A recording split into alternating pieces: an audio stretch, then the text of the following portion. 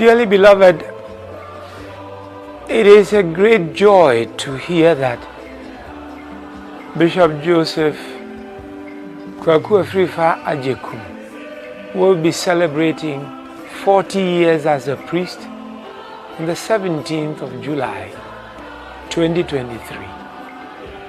And it is even a greater joy to hear that he would like to use this jubilee his seminarians. I endorse it 100%. I would like to use this opportunity to encourage all our brothers and sisters, the laymen and women, to really donate and donate generously. Because anybody and everybody who becomes a priest is an asset, not only for the Diocese of Koforidua, but for the entire Holy Catholic Church.